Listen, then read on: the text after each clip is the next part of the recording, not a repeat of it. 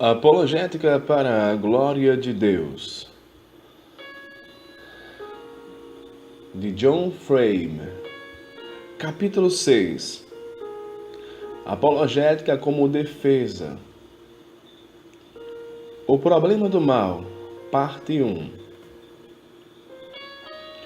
Questões, princípios gerais e pontos cegos. Tendo considerado a apologética como prova, voltamos-nos agora para a segunda função da apologética, que é a de defesa. Vimos que a Bíblia defende a si mesma em um sentido bem importante, mas também que Deus chama o seu povo para defender a verdade. Filipenses 1:7 e 16, 1 Pedro 3:15. Na defesa, como na prova, a Escritura supre os padrões e critérios fundamentais a serem usados pelo apologeta. Não estamos, contudo, restritos à Escritura em termos da coleta de informação para os nossos argumentos.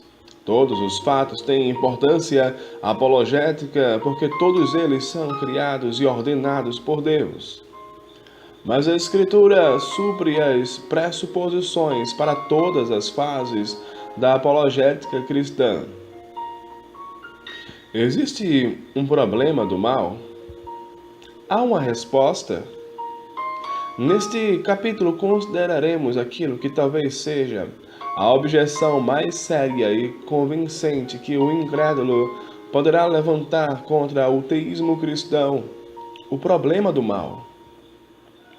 Uma formulação típica é a seguinte: premissa 1. Se Deus fosse todo-poderoso, teria sido capaz de prevenir o mal. Premissa 2. Se Deus fosse todo bondoso, ele teria desejado prevenir o mal. Conclusão. Portanto, se Deus fosse todo bondoso e todo poderoso, não haveria o mal. Premissa 3. Contudo, o mal existe. Conclusão.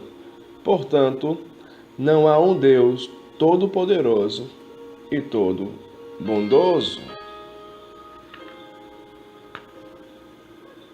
Tal é o caminho do filósofo para a consideração do problema. Mas a essência disso é uma preocupação dos não-filósofos.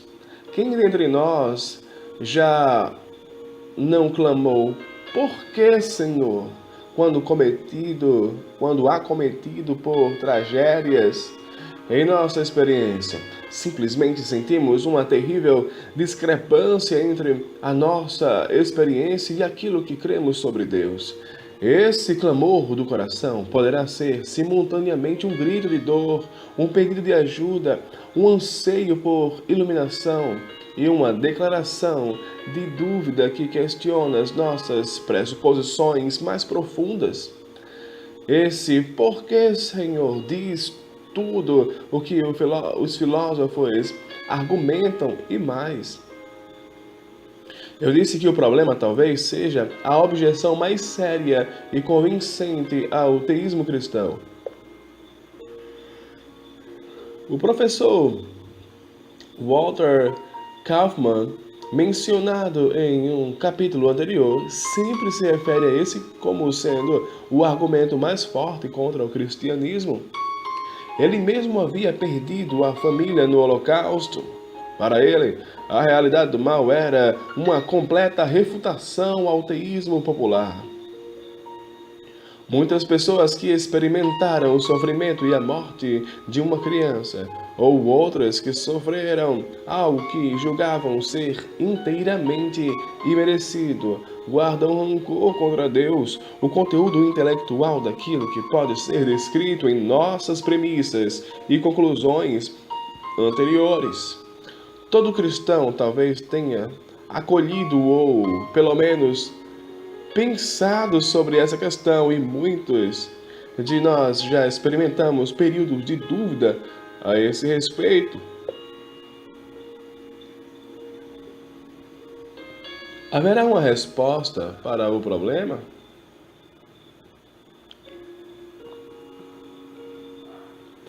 Isso depende de o que queremos dizer por resposta. Se você estiver buscando uma explanação que vindique a providência de Deus em toda instância do mal, eu certamente não poderei fornecer nenhuma resposta e duvido que alguém o possa. Nem eu penso poderemos promover uma reconciliação teórica totalmente satisfatória entre a soberania e a bondade divina e o mal. O mistério da relação de Deus com o mal é um que estou convencido jamais será dissolvido nesta vida e não estou certo de que será na seguinte. O livro de J. Adams, The Grand Demonstration, é, de muitas maneiras, um excelente estudo sobre o problema do mal. Dr. Adams é um colega e amigo, um homem que tem sido de grande ajuda para a igreja e para mim, a quem amo em Cristo. Mas há algo acerca desse livro em particular que, para dizer o mínimo, causa-me certa fricção. Adams é um solucionador de problemas que não gosta de ver pontas soltas balançando ao vento no aconselhamento, na pregação ou na teologia. Ele não aprecia conversa fiada que deixa os problemas de lado antes que as melhores tentativas de solução sejam aplicadas. Especialmente ele não parece gostar do tipo de aproximação, talvez isso, talvez aquilo, que os teólogos empregam quando não encontram algo definitivo para dizer. Adams quer estar apto a dizer: assim diz o Senhor. Eis a resposta bem aqui. Assim como seu livro diz, ele encontrou a resposta para o assim chamado problema do mal. De seu ponto de vista, toda a fraqueza dos teólogos que agonizaram sobre o problema ao longo dos séculos, como Agostinho, que murmuraram mistério e que rodearam o assunto, é que eles falharam em ver a resposta escrita em preto e branco, bem debaixo dos seus narizes. A resposta está em Romanos 9,17, porque a Escritura diz a Faraó: para isto mesmo te levantei, para mostrar em ti o meu poder e para que o meu nome seja anunciado por toda a terra.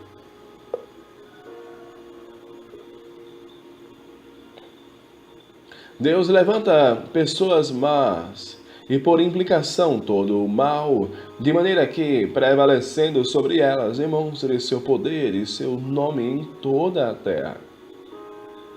A resposta de Adams é boa, certamente, mas ela não remove todo o mistério do mal. Não responde completamente à questão colocada. O caso é que a questão, então, levanta outro ponto. Porque a demonstração do poder e do nome de Deus requereria o emprego daquilo que é totalmente oposto a tudo o que Deus é. Não poderia Deus demonstrar seu nome sem contradizer sua bondade? Não poderia demonstrar seu nome sem fazer bebês sofrerem dores? Como pode ser que um Deus bom, por meio de sua sábia pré-ordenação, force alguém a ser mau, quando Deus mesmo odeia o mal com todo o seu ser? Como pode ser isso, mesmo para demonstrar a si mesmo? Será que o Deus assim demonstrado, será que o Deus assim demonstrado, então, torna-se algo menos do que o nosso Deus de amor?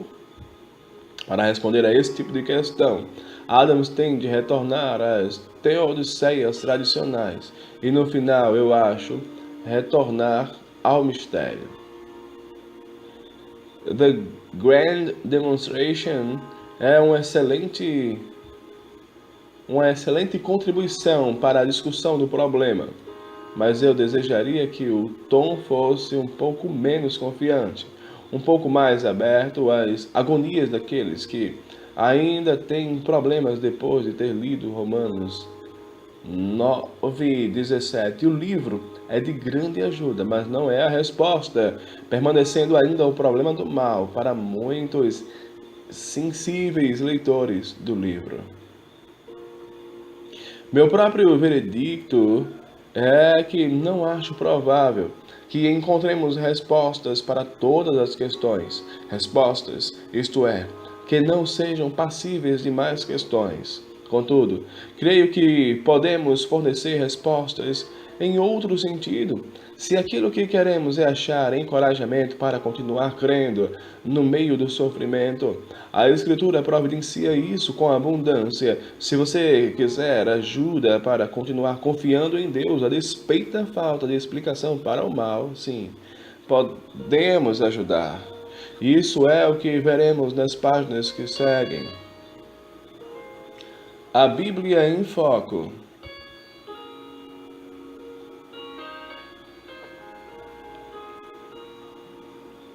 Neste capítulo, focalizarei aquilo que a Bíblia ensina sobre o problema do mal, seguindo o bom exemplo de Jay Adams. Seu livro é bem incomum a esse respeito. Muitos livros sobre o problema do mal lidam com lógica e materiais experimentais, sem muito foco na Bíblia, talvez em função da convicção de que a Bíblia não pode fazer isso. Tal como indiquei, não objeto o uso de informação extra-bíblica para tratar com esse assunto, mas creio que, neste caso, a Bíblia nos traz para mais perto de uma resposta como a que queremos.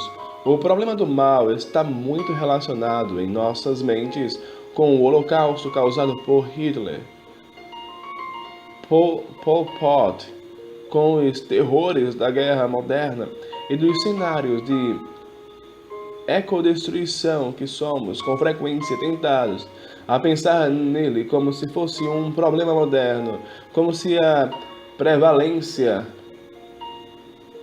da descrença de hoje fosse uma razão da súbita compreensão da humanidade de que há suficiente mal no mundo para que o teísmo, a moda antiga, seja justificável. Porém, quem mais em nossa experiência moderna tem sofrido mais e com maior aparente injustiça, ou que tenha meditado mais sobre o sofrimento do que o bíblico Jó? Com efeito, a Bíblia se preocupa com o problema do mal. Veremos isso levantando mais vez nas páginas da carta de Paulo aos Romanos. Até mesmo podemos dizer que a totalidade da Bíblia se dirige ao problema do mal, pois a história toda revolve em torno da entrada do pecado e do mal no mundo e principalmente do plano de Deus para tratar com isso.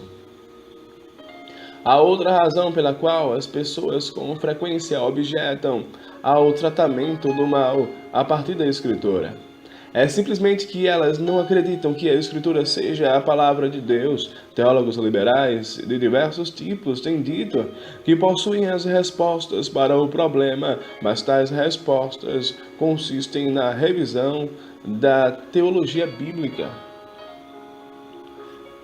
Eles, e isso é especialmente verdadeiro hoje na escola da teologia do processo, pensam que podem resolver o problema por meio da revisão da doutrina bíblica de Deus.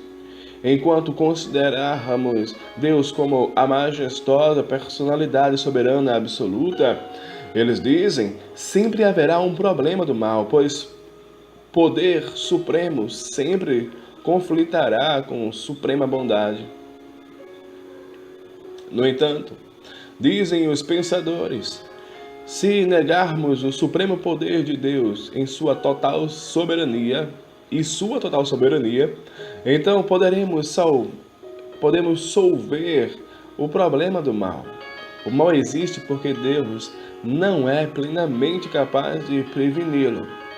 Tais revisões do ensino escritural, porém, sempre perdem mais do que ganham. Talvez possamos resolver o problema simplesmente por meio da negação da soberania de Deus. Bem, tracemos esse caminho de volta à adoração de pássaros, então não haverá chance nenhuma de que o problema do mal seja levantado. Não. Em algum lugar, ao longo dessa linha de raciocínio, você acabará com um Deus que simplesmente não é digno de adoração. A meu ver, um Deus que não seja soberano, de fato, um Deus que difira da absoluta personalidade bíblica é um ídolo e, como tal, deve ser desprezado em vez de adorado. Um Deus não soberano é um ídolo da sabedoria convencional, não a personalidade absoluta do cristianismo. Precisamos aguçar nosso senso de preocupação. Seria bom se tivéssemos uma solução para o problema do mal, mas não a qualquer preço. Se o preço que temos de pagar é o de abrir mão da soberania de Deus, o cristão fiel deverá dizer que ele é muito alto. Afinal, será de pouca importância que qualquer de nós descubra a resposta para o problema do mal.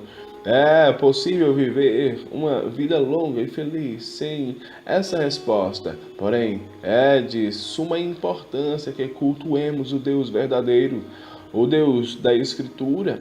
Sem ele, a vida humana não terá nenhum valor. Quem é que tais filósofos pensam que são? Porque imaginam que estão em posição para corrigir o ensino bíblico com respeito a Deus. Na maior parte, eles são conhecidos por seu academicismo, não por sua piedade. Não são profetas ou sacerdotes, não são conhecidos pela profundidade de seu conhecimento de Deus, não são candidatos a santos no modelo da Igreja Católica Romana, pessoas que deram suas vidas em favor dos pobres e que nos impressionam com seu amor universal e incondicional. Suas únicas credenciais são seus diplomas e posições acadêmicas. Mas tais credenciais jamais bastaram para qualificar alguém como experto em Deus. Alguns podem, pelo menos, prosseguir mantendo nossa credibilidade como professores por meio do apego aos ensinos da Escritura. Mas os liberais soberbamente desprezam os ensinos da Escritura como sendo inferiores ao brilho e à persuasão de seus próprios pensamentos, expondo-se assim como seguidores da sabedoria neste mundo e inimigos da sabedoria de Deus. Porque, eu pergunto, deveríamos lhes prestar atenção? O homem moderno tem de deixar claro em sua mente, de uma vez por todas, que a totalidade das doutrinas cristãs não estão sujeitas à revisão. Um romancista poderá, é claro, revisar seu romance se não gostar da maneira como a narrativa está se tornando. Porém, se alguém tentar revisar a lei da gravidade por ter ela, às vezes, consequências problemáticas, não somente falhará, mas parecerá tolo com a tentativa.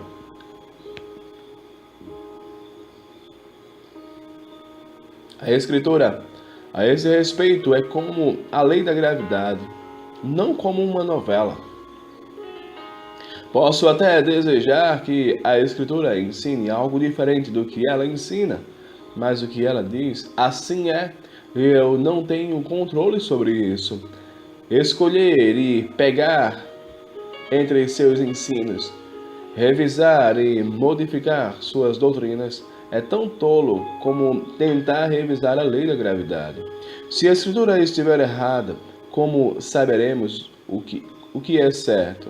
De fato, a verdade real não poder ser submetida à revisão deve ser para o homem moderno mais difícil de ser aceita do que os supostos erros da Bíblia. Assim, consideremos de novo a Escritura. Deve haver outros métodos, mas para a minha mente, uma inspeção direta do ensino bíblico é geralmente a melhor maneira de defender a fé contra objeções. A esse respeito, nosso tratamento do problema do mal fornecerá um modelo para o tratamento de outras dificuldades. Aquilo que a Bíblia não diz.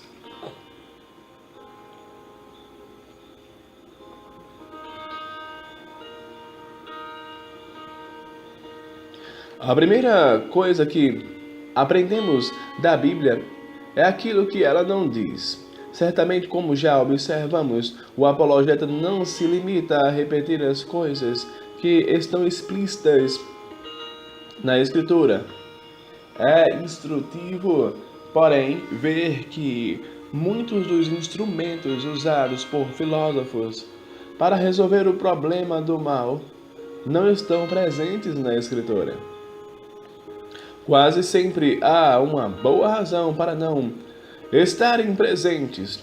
Consideraremos aqui muitas das defesas e teodiceias usadas na discussão histórica.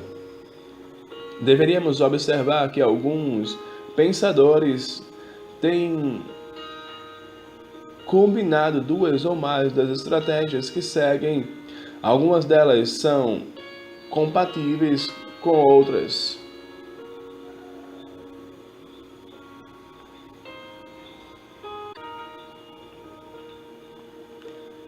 Defesa da não realidade do mal. Algumas religiões orientais e seitas ocidentais, por exemplo, budismo e ciência cristã, mantêm que o mal é, na verdade, uma ilusão. Até mesmo respeitados pensadores cristãos, como Agostinho, têm sugerido que o mal seja classificado sob a categoria do não ser. Agostinho não quer bem dizer que o mal seja uma ilusão, mas sim que é uma privação, uma falta do bom ser, em que deveria haver o bem.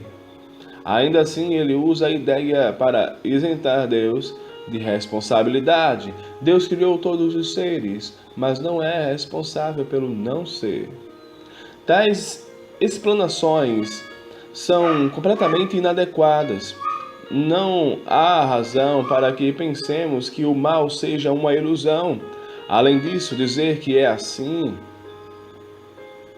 é fazer jogo de palavras, pois se o mal for uma ilusão, será uma ilusão problemática, uma ilusão que porta dor, sofrimento e morte. Se for dito que a dor também é ilusória, eu replicarei que, em relação ao problema do mal, não há diferença entre dor ilusória e dor real. O problema apenas dá um passo atrás e pergunta como pode um Deus bom nos ter dado tal terrível ilusão de dor.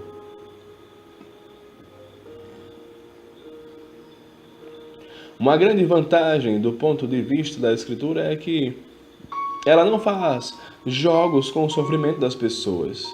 Na Escritura, o mal é tratado simplesmente como algo que devemos lidar, qualquer que seja seu estado metafísico.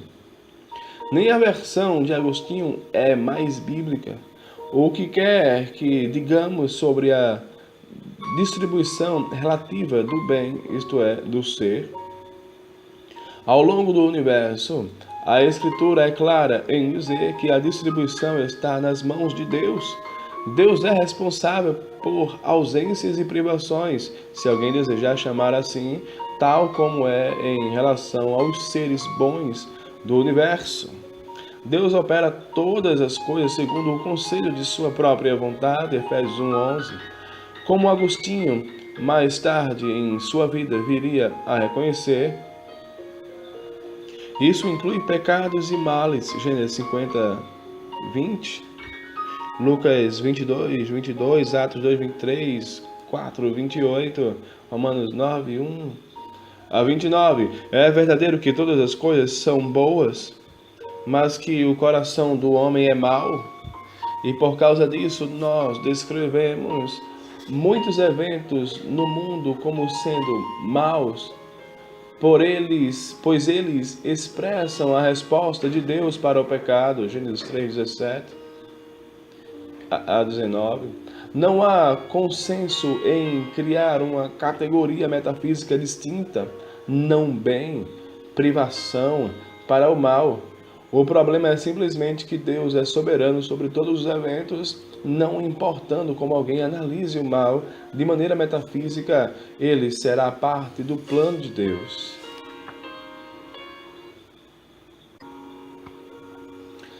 Defesa da fraqueza divina. Muitos têm invocado algum tipo de fraqueza ou inabilidade divina como solução para o problema. Deus não se sobrepõe a todo o mal porque ele é incapaz para fazê-lo, embora se esforce ao máximo. Essa é a resposta da teologia do processo e também o popular livro de Harold S. Kushner, When Bad Things Happen to Good People. Essa solução nega as doutrinas cristãs históricas da onipotência, onisciência e soberania de Deus para preservar o atributo da bondade divina. Mas a própria Escritura não somente deixa de ensinar essa solução, mas firmemente contradiz o conceito. Deus é onisciente, Salmo 139, Hebreus 4:11 a 13, Isaías 46:10, 1 João 3:20, onipotente, Salmo 115, versículo 3, Isaías 14:24 e 27, 46:10, 55:11, Lucas 18:27, e soberano, Romanos 11:33 a 36, 1 Timóteo 6:15 a 16, e essas coisas são centrais da doutrina bíblica de Deus. Alguém preferirá escolher um Deus fraco em vez de crer na absoluta personalidade revelada na Escritura, mas deveria estar a par do custo de tal preferência. Talvez se agarre a uma solução para o problema do mal, mas perderá qualquer esperança certa de vitória contra o mal. O problema obterá satisfação intelectual ao custo de ter de enfrentar a horrível possibilidade de que, no fim, o mal triunfe. Certamente há algo de irônico sobre chamar isso de solução para o problema do mal. Defesa do melhor mundo possível. O filósofo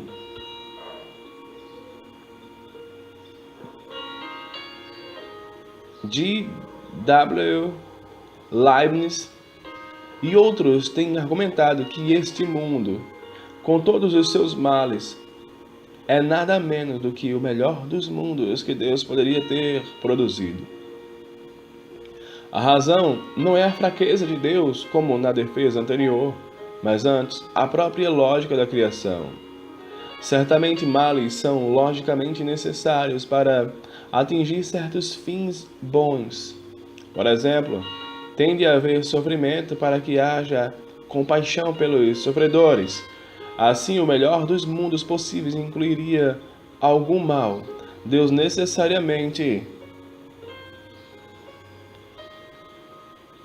nessa visão, torna o melhor mundo possível, incluindo quaisquer males necessários para obter o melhor resultado final. Por causa da própria excelência dos seus padrões, ele não poderia fazer nada menos do que isso. A Escritura ensina que Deus observa as leis da lógica, não porque haja leis sobre Deus às quais ele tenha de se conformar, mas porque ele é, por natureza, uma pessoa lógica. O fato de que Deus é lógico está implícito nos ensinos escriturais de que ele é sábio, justo, fiel e verdadeiro. Atributos que seriam sem significado se Deus estiver livre para se contradizer. Seria verdadeiro que um mundo perfeitamente lógico requereria a existência do mal?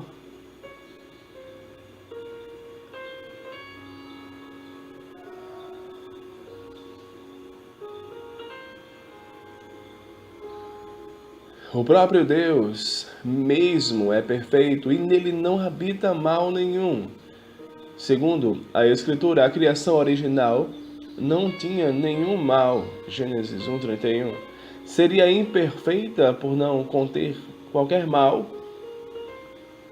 Nos novos céus e terra consumados, isto é, na ultimada perfeição da ordem criada também, não haverá nenhum mal. Apocalipse 21, 1-8. Quanto ao primeiro exemplo, sofrimento talvez seja necessário para a exibição da compaixão, mas não será necessário para a existência da compaixão em uma pessoa. Deus tem sido sempre compassivo, mesmo quando não havia ninguém por quem demonstrasse sua compaixão. Seria Deus, por causa da sua perfeição, capaz de criar somente seres perfeitos? Isso talvez pareça lógico, mas a Escritura ensina outra coisa. De fato, na Bíblia, Deus criou seres faltos de perfeição de diversas maneiras.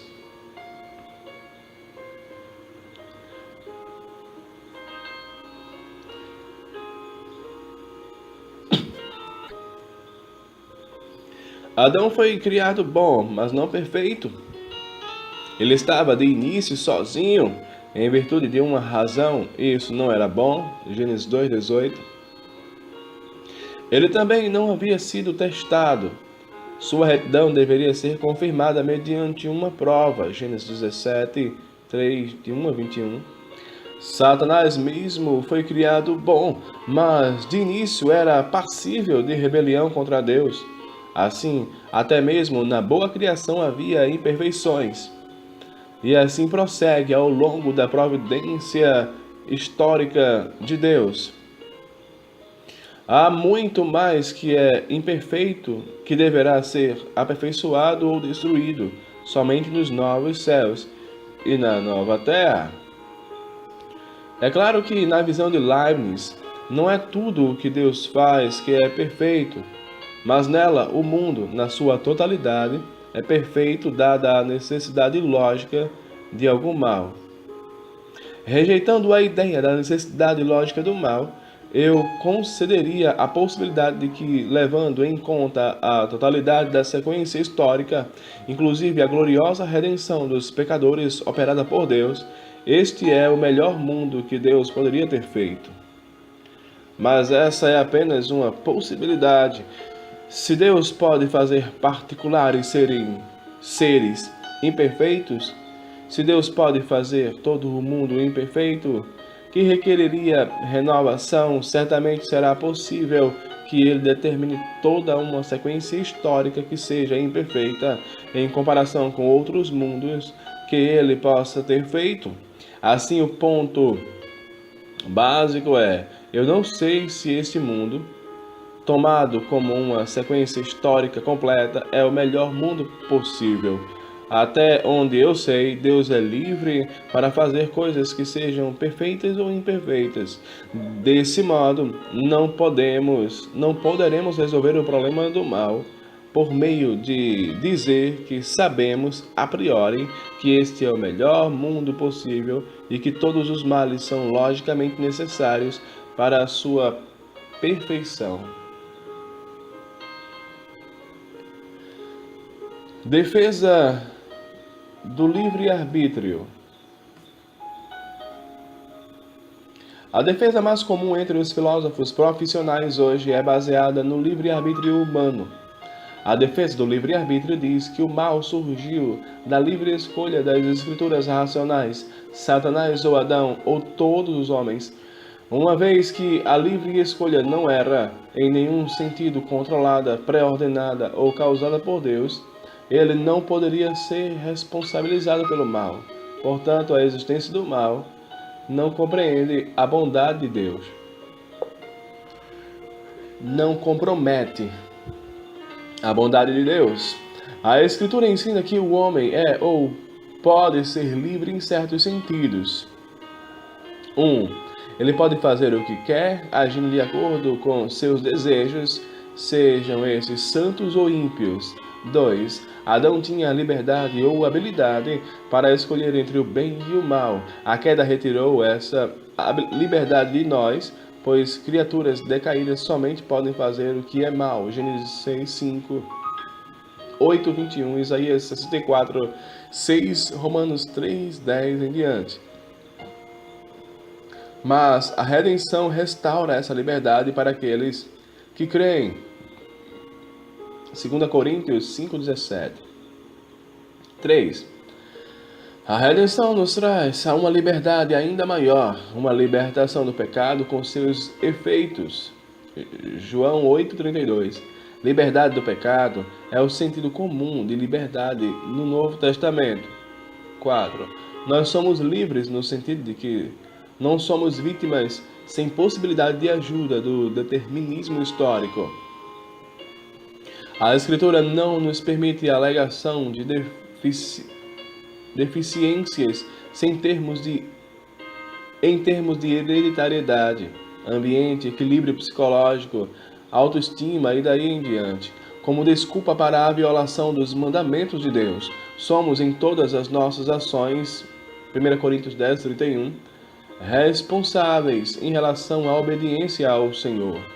Além disso, a Escritura concorda com os defensores do livre-arbítrio quando ensina que a culpa pelo pecado recai sobre o homem em vez de sobre Deus, até mesmo quando a Escritura menciona especificamente a pré-ordenação de um evento mau, a culpa pelo pecado recai exclusivamente sobre os perpetradores humanos. Veja Gênesis 50, 20, Atos 2, 23 e 4, 27. Entretanto, a Escritura não ensina de fato, nega o livre-arbítrio no sentido usado pela defesa do livre-arbítrio. Essa visão de liberdade como sendo de livres escolhas do homem não é absolutamente causada ou pré-ordenada por Deus. Mas a Escritura com frequência fala de Deus determinando nossas livres escolhas. Gênesis 50, 20, Atos 2, 23 e Atos 4, 27. Também 2 Samuel 24, 1, referindo-se especificamente a más escolhas. Também Provérbios 16, 9, Lucas 24, 45, João 6, 44 e 65, Atos 2, 47, 11, 18, 13, 48, 16, 14, Romanos 8, 28 em diante, Romanos 9, Efésios 2, 8 a 9, Filipenses 1, 29. Certamente, as livres escolhas de seres humanos estão incluídas entre as declarações gerais de Romanos 11, 36 e Efésios 1, 11. É impressionante que em Romanos 9, em que o problema do mal é explicitamente levantado, Paulo não dá provimento à defesa do livre-arbítrio. Antes, ele contradiz as presunções dessa defesa. Ele levanta a questão da razão, porque tão poucos judeus haviam crido em Cristo. Essa era uma matéria de agonia para ele, pois era o seu povo e, historicamente, o povo de Deus, herdeiros da promessa. Deveríamos observar que essa mesma questão pressupõe uma forte visão da soberania de Deus, pois porque o problema do mal seria levantado ali, a menos que Paulo estivesse assumindo que a fé é dom de Deus. O problema é que Deus tomou Israel como seu povo, e ainda assim Israel desprezou o dom da fé. A resposta de Paulo é que desde o tempo de Abraão tem havido uma divisão no meio do povo de Deus, entre aqueles que realmente pertencem a Deus por meio da fé e aqueles que apenas fisicamente descendem de Abraão. O que é que causa essa divisão? Ali, Paulo poderia facilmente ter dito escolha humana, mas ele não diz. Antes traça a divisão ao propósito de Deus quanto à eleição, acrescentando não por obras, mas por aquele que chama. De fato, Deus predisse a sina de Esaú e Jacó antes que fossem nascidos, indicando que teria pré-ordenado seus destinos. No versículo 14, o problema do mal vem afora. Deus teria sido injusto ao ordenar o mal para Esaú antes que ele tivesse nascido? Não, diz Paulo. Por quê? A defesa do livre-arbítrio diria que Deus previu as escolhas autônomas de Esaú e, portanto, determinou sua punição. Mas Paulo traça o mal ao livre-arbítrio de Deus. Terei misericórdia de quem me aprover ter misericórdia e compadecer-me-ei de quem me aprover ter compaixão.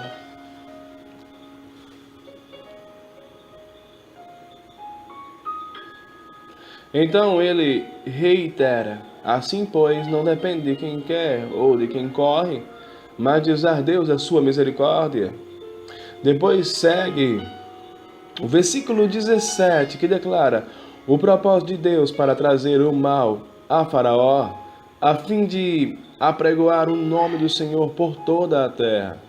Logo tem ele misericórdia de quem quer, e também endurece a quem lhe apraz. No versículo 19, retorna o problema do mal, porque Deus ainda nos culpa. E de novo, a resposta não é porque Deus não controla nossas livres escolhas. Antes, a resposta é que Ele tem plenos direitos sobre nós para fazer o que quer, que soberanamente Ele queira.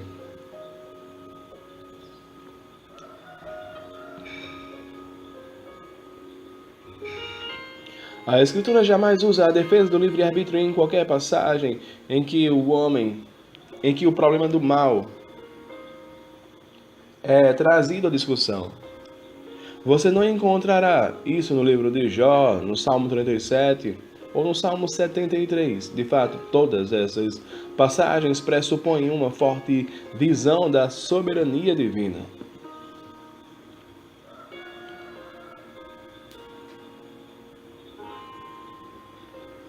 Dessa maneira, a defesa do livre-arbítrio não é bíblica. Há problemas evidentes com sua coerência interna, se como o arminianismo clássico, nossas livres escolhas são literalmente sem causa, então elas não são causadas por nosso caráter ou desejos, não mais do que são causadas por Deus. E se esse for o caso, nossas livres escolhas serão ocorrências totalmente acidentais, desconectadas com qualquer coisa do passado. São surpresas piores do que soluções ocorrendo em tempos inconvenientes. Uma pessoa de caráter reto e sem prévia inclinação para o roubo poderia, ao passar por um banco, de repente, sob um estranho impulso, entrar e assaltar o banco. Mesmo sem querer, certamente, isso não é o que normalmente pensamos a respeito de livre escolha. Tais acontecimentos, ao acaso, dificilmente poderiam ser bases para a responsabilidade moral, uma vez que, como vimos em capítulos anteriores, eles são essencialmente irracionais. São eventos para os quais não há primeira causa nem origem em uma personalidade absoluta. Entretanto, Se o arminianismo libertário vê a livre escolha como sendo causada por caráter e desejo, então estará introduzindo fatores que também não têm causas na hereditariedade nem no ambiente. Causas que precedem a vida consistente do indivíduo. Estará substituindo um determinismo cósmico impessoal pelo determinismo pessoal do cristianismo bíblico. Não vejo isso como um tipo de ganho para a responsabilidade moral. Defesa da construção de caráter. A quinta defesa não é bíblica, que consideraremos agora. É às vezes chamada de irineana, segundo Irineu, o pai da igreja que a utilizou. Em tempos modernos, ela tem sido instada por John Hick, que a chamou de teodiceia da feitura da alma. O argumento é que o homem foi criado em um estado de imaturidade moral. Para que ele chegasse à plena maturidade, foi necessário que passasse por várias formas de dor e sofrimento. É verdadeiro que muitas vezes o sofrimento edifica o caráter. Hebreus 12 diz que crentes experimentam disciplina e punição paterna, tal como o castigo aplicado por um pai terreno disciplina a vida do filho. Assim nosso Pai Celeste nos faz passar por provações, de maneira que aprendamos atos de piedade. Entretanto, penso que seja algo não bíblico tornar esse princípio em uma teodiceia de larga escala.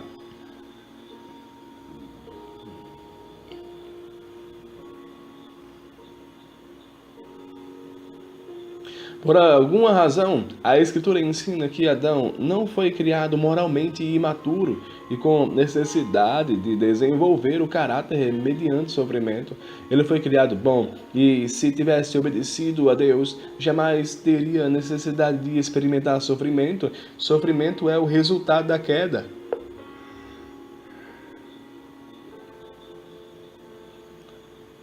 Além disso, a Escritura ensina que nem todo sofrimento destrói o caráter.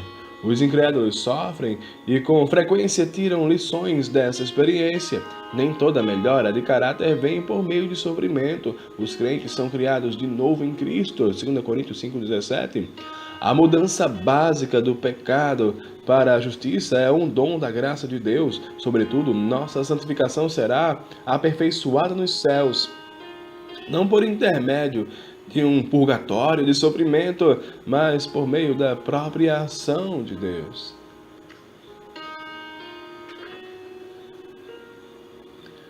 Defesa do ambiente estável. C.S. Lewis, em Problem of Pain, argumenta que um ambiente estável é necessário para a vida humana. Nós conhecemos uns aos outros por meio de sinais regulares e estáveis da presença do outro, aparência facial, voz, etc. Viver de modo feliz e produtivo requer um universo de leis regulares para que possamos fazer planos e cumpri-los. Se ao tentar alcançar meu pente pela manhã, ele ao acaso torna-se uma tartaruga, não serei capaz de desenvolver um plano e prática de pentear o cabelo. No entanto, diz Lewis, um ambiente estável abre possibilidade para o mal. Isso significa, por exemplo, que a lei da gravidade não poderá ser temporariamente suprimida para me salvar de uma queda escada abaixo. Bastante verdadeiro. Mas será que um ambiente estável necessariamente produz o mal? Certamente não. Deus criou Adão com relação a cuja existência literal, eu acho, Lewis tinha alguma dúvida e colocou em um ambiente estável mas sem mal e sem dor. Não sei como isso funcionou para que Deus.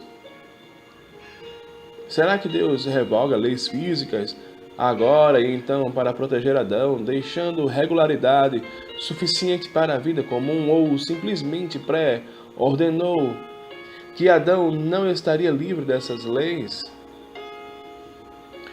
Como quer que fosse, não haveria dor e sofrimento antes da queda. O céu será certamente outro ambiente estável, mas sem o mal. Como é que um ambiente estável porta males do coração, o espírito de rebelião contra Deus? Desse modo, embora alguns males certamente possam ser traçados próximos, ver adiante das leis naturais em um ambiente estável, essa não será uma explicação suficiente para o mal. A Bíblia jamais refere males a tal fonte. Fazer isso seria culpar a criação em vez de nossos corações.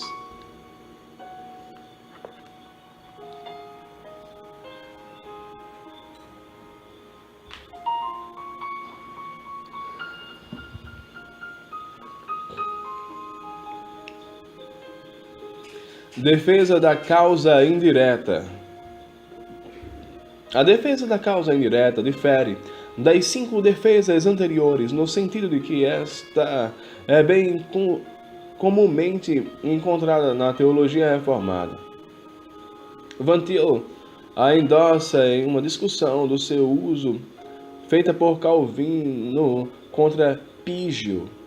Gordon Clark também a utiliza em Religion, Reason and Revelation. O argumento indica que, dado que Deus é causa indireta, em vez de direta do mal, ele não pode ser culpado por sua existência. Clark explica a distinção desta maneira: Deus é a causa última do meu livro, mas ele não é o seu autor, eu sou. Portanto, eu porto responsabilidade por seu conteúdo, não Deus. O autor é a causa mais próxima para o efeito, a causa aproximada. Se eu bato na bola de bilhar A, e A bate na B, e B bate na C, então eu sou a causa final do movimento de C. Mas o movimento de B é a causa próxima ao autor. É verdadeiro que na Escritura a relação de Deus com o mal é indireta. Não foi Deus quem tentou a Eva, mas a serpente. Tiago 1,13 nos persuade de que o caso é sempre esse em relação à tentação. E é também verdadeiro que na Escritura a culpa moral está ligada somente à Escritura, somente à criatura. É, portanto, tentador encontrar uma conexão entre esses dois fatos.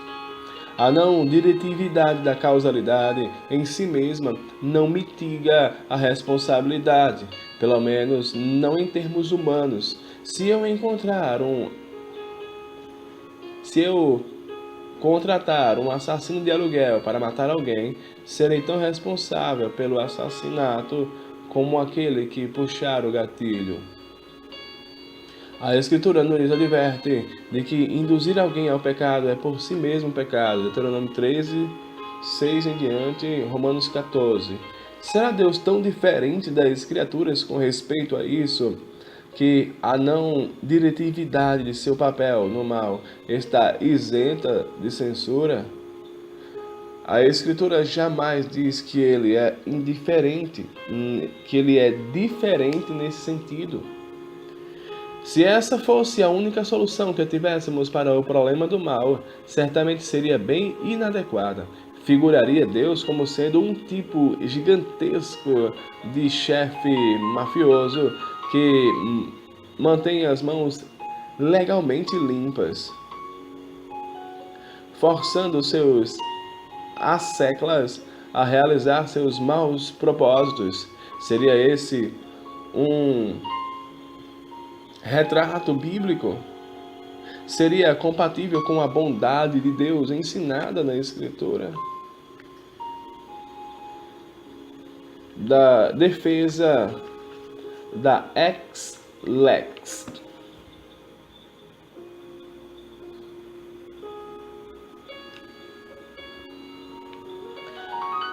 No volume já citado, Gordon Clark também apresenta outra teodiceia que fosse sadia. Levaria sua defesa de causa indireta totalmente fora do ponto. O fato de que ele inclui ambas as defesas pode indicar alguma falta de confiança em uma e outra. Embora seja difícil de perceber na leitura do texto, seu argumento é que Deus é ex lex, o que significa fora da lei. A ideia é que Deus está fora ou acima das leis prescritas para o homem. Ele nos diz para não matar, ainda assim retém para si mesmo o direito de tirar a vida humana. Desse modo, ele não está obrigado a obedecer os 10 mandamentos ou quaisquer lei dada ao homem na Escritura. Moralmente, ele está em um nível inteiramente diferente do nosso. Portanto, ele tem o direito de fazer muitas coisas que nos parecem más, até mesmo coisas que contradizem normas escriturais. Para um homem causar o mal indiretamente será coisa bem errada, mas não será errada para Deus. Assim, Clark maneja qualquer argumento contra a justiça ou a bondade de Deus. Há alguma verdade nessa aproximação. Como veremos, a Escritura proíbe críticas às ações de Deus e a razão é, como Clark implica, a transcendência divina. É verdadeiro também que Deus tem prerrogativas que nos são proibidas, como a liberdade para tirar a vida humana. Clark, porém, se esqueceu, talvez negue a máxima bíblica e reformada de que a lei reflete o próprio caráter de Deus. Obedecer a Deus é imitar a Deus. Ser como Ele é refletir sua imagem. Êxodo 20, 11, Levítico 11, 44 e 45, Mateus 5, 45, 1 Pedro 1, 15 e 16. Há na ética bíblica também uma imitação de Cristo centrada na expiação. Obviamente, há muito mais sobre Deus que não podemos imitar, inclusive as prerrogativas já mencionadas. Satanás tentou Eva a desejar ser igual a Deus, no sentido de cobiçar tais prerrogativas. Gênesis 3:5. Toda abrangente santidade, justiça e bondade de Deus é coisa que podemos e devemos imitar em termos humanos.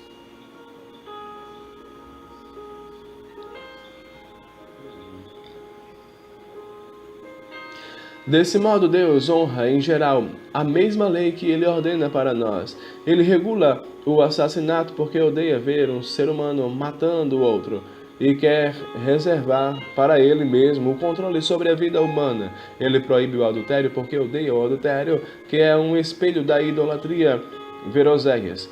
Podemos estar certos de que Deus se comportará segundo os mesmos padrões que Ele prescreve para nós, exceto naquilo que a Escritura declara ser uma diferença entre sua responsabilidade e as nossas. Com essa base, o problema do mal retorna. Se Deus nos proíbe de atormentar outros, como pode Ele permitir tormentos às suas criaturas? Se Ele pauta, essencialmente com algumas exceções, pelos padrões revelados na Escritura, como pode Ele planejar, pré-ordenar e causar a ocorrência do mal? Assim, não podemos concordar com a defesa ex lex de Clark. Ela simplesmente não é bíblica. O problema do mal ainda tem de ser resolvido.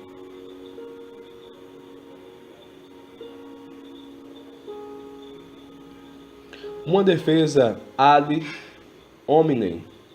Alguns apologetas cristãos se aproximam do problema do mal a partir da teoria de que a melhor defesa é uma boa ofensiva. Desse modo, quando um incrédulo questiona a consistência da soberania de Deus, usando o argumento de sua bondade em face do mal, o apologeta replica que o incrédulo sequer tem direito de levantar a questão, pois não pode, nessa base, distinguir entre bem e mal. O ponto está correto, tal como colocado. Como eu argumentei, valores morais pressupõem a absoluta personalidade revelada na Escritura. Se não houver tal Deus, então o mundo é governado por chance ou leis impessoais, nenhuma das quais ordenando lealdade requerida por valores morais. Se, como o incrédulo, buscarmos pensar e viver sem Deus, não teremos base para identificar ou descrever bem e mal.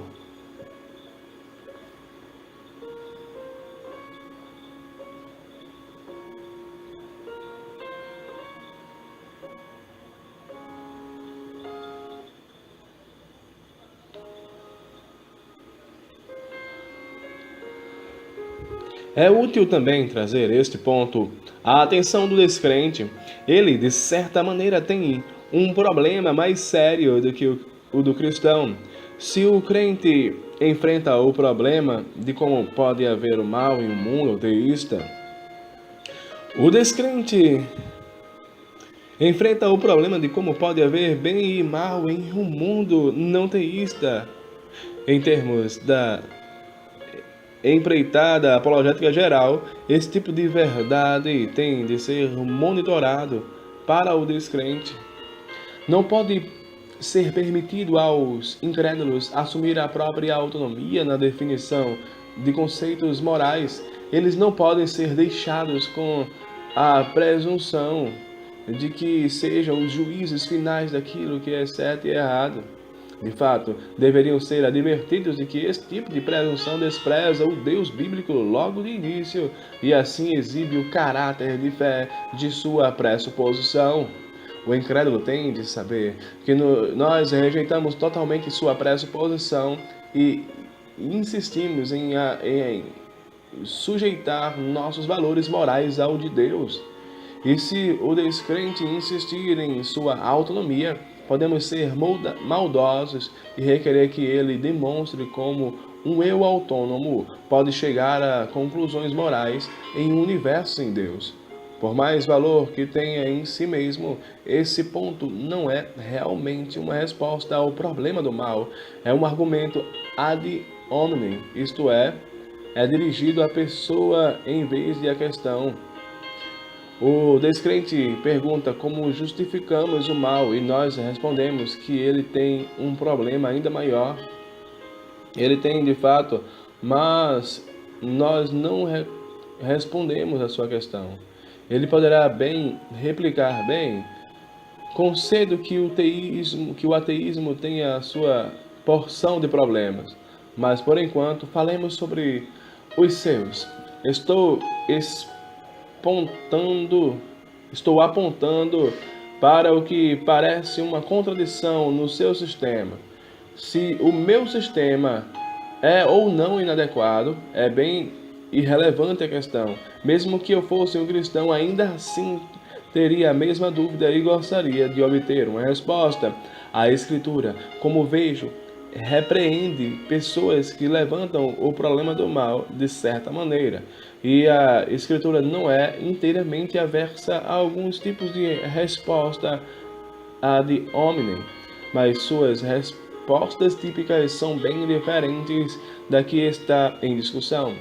Temos de rapidamente descobrir positivamente aquilo que a Bíblia diz.